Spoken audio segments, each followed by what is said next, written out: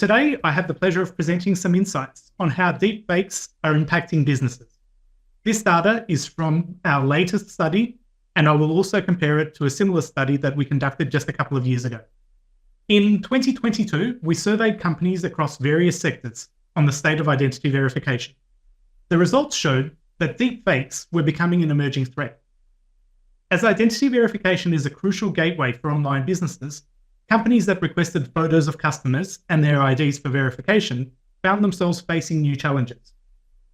To further explore this issue, we launched another survey focused specifically on the threat of deepfakes.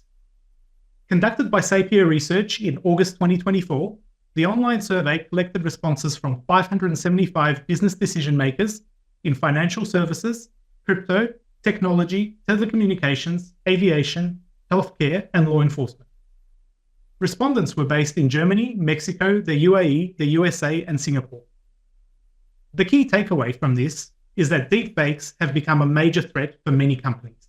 The percentage of businesses worldwide reporting cases of identity fraud has not really changed in the last 2 years.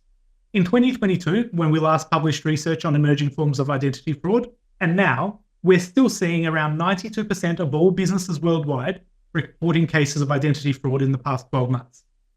However, the key difference now is the rise in deepfakes that have become far more prevalent. The new survey data reveals that 49% of companies have experienced both audio and video deepfakes.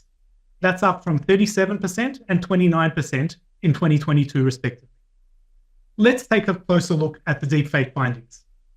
Businesses in Singapore, the UAE, and the USA detected the highest number of deepfakes, while companies in Mexico reported the fewest cases of this type of fraud.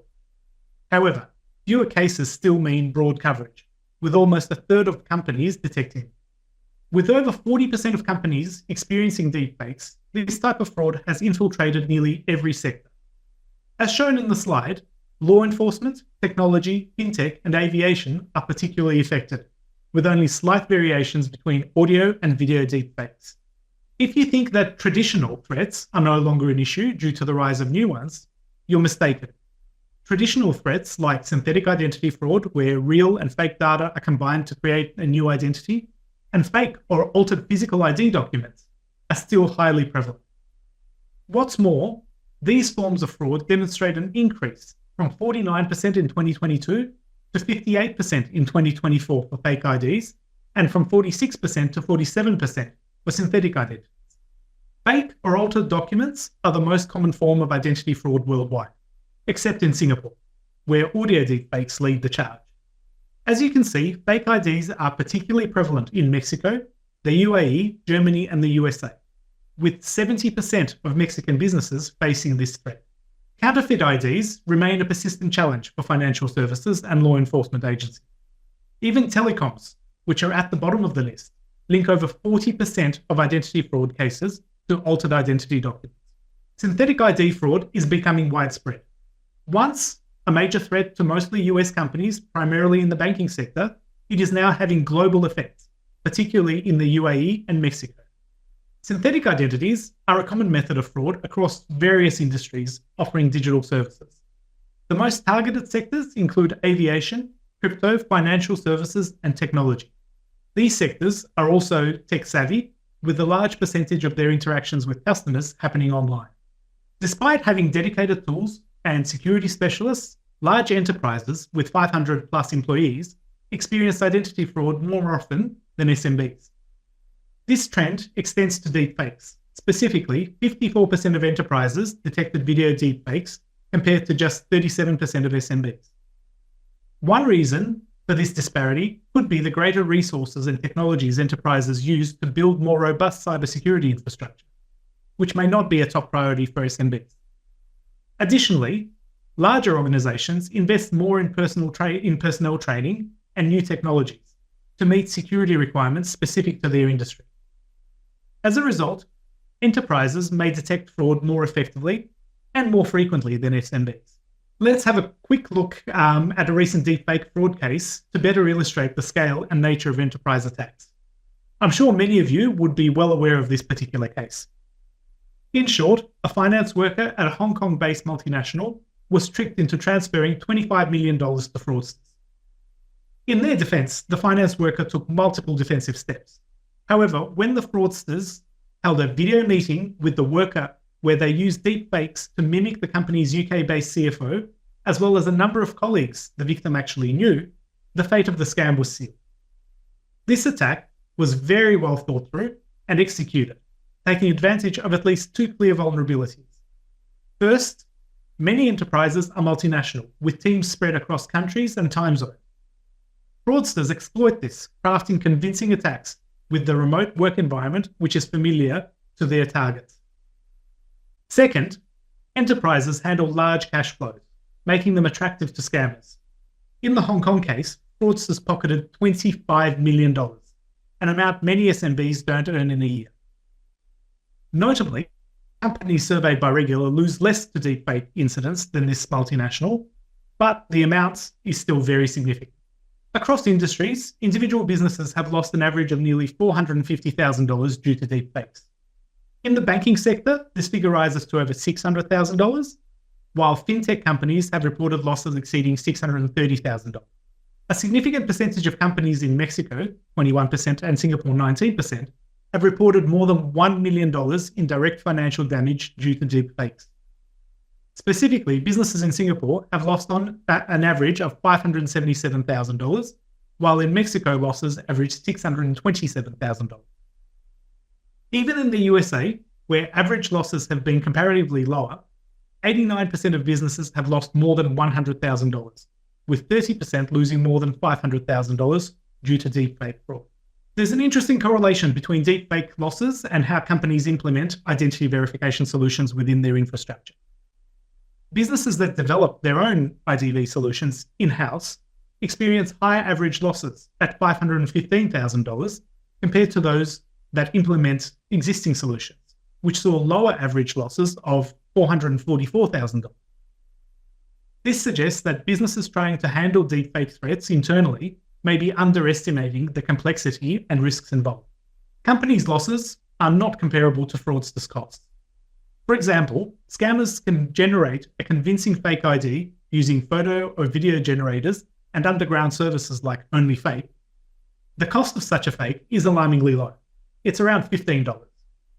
Moreover, AI is becoming both more affordable and more dangerous as fraudsters are actively exploiting it.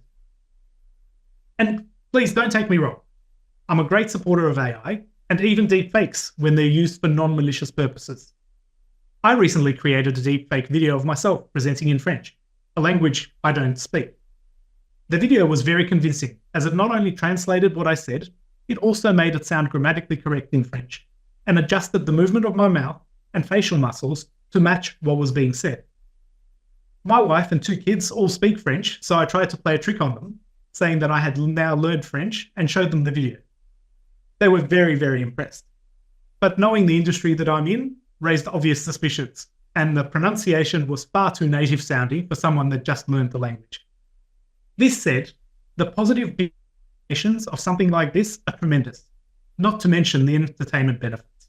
As we've just explored, creating a deepfake is now much easier than in the past.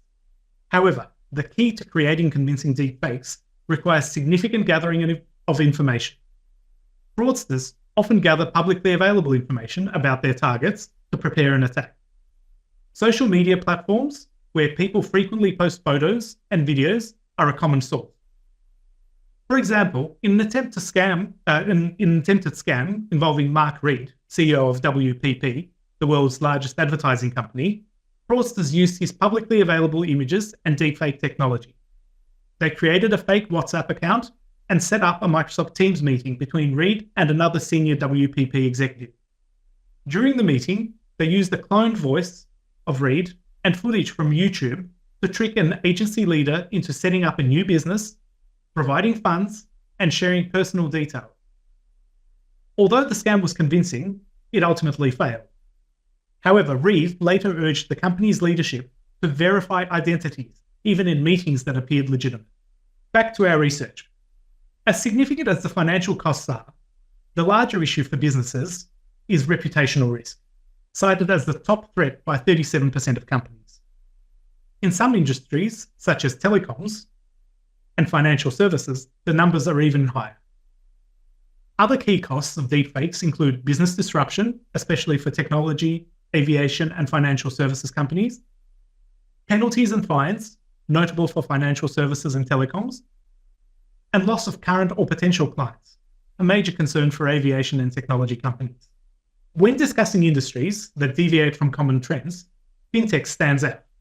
According to our survey, it has one of the largest shares of companies with significant financial losses. Additionally, respondents in this sector view synthetic identities as a major threat and closely associate deepfake-related costs with reputational risk. This is particularly alarming, as over half of fintech businesses have already encountered audio or video deepfakes. Another out-of-the-box case is crypto companies. On one hand, crypto businesses report significant financial losses, starting from $500,000 for most respondents. They also face high legal expenses as a result of deepfake fraud. On the other hand, despite being actively targeted by deepfake fraud, only a quarter of respondents see it as a significant problem. Although the crypto industry has been relatively calm in the face of deepfake threats, it remains one of the sectors fraudsters exploit when fabricating deepfakes. Sometimes it casts a shadow over their reputation as a fair and fully compliant industry. One major case involved the Singapore Prime Minister, Lee Hsien Loong. In a video manipulated with deepfake technology, based on a real interview with Chinese news network CGTN, the PM appeared to promote a cryptocurrency scheme, falsely guaranteeing returns on investment. The problem is that many people can't distinguish between altered and real videos or images. This makes it easy to manipulate public opinion online, turning deepfakes into a powerful weapon for unfair competition and political disinformation campaigns. By the way, disinformation campaigns are also one of the deepfake-related risks reported by businesses. It's important to note that the top concern for businesses related to deepfakes is identity theft. This makes sense, as identity is central to a wide range of potential threats. For example, sophisticated deepfakes can be used to bypass biometric security systems, such as facial or voice recognition, and can also be exploited in phishing attacks. Deepfakes are no longer just an experiment in video or audio manipulation. They've become a growing concern for businesses. As you can see, over 40% of all leaders believe the biggest risk posed by these technologies is their role in facilitating identity theft. With just a bit of real data, fraudsters can exploit synthetic identities or create convincing deepfakes to bypass defenses. Companies may need to rethink their reliance on traditional cybersecurity measures, as identity fraud now stands alongside data breaches and phishing attacks as a major threat.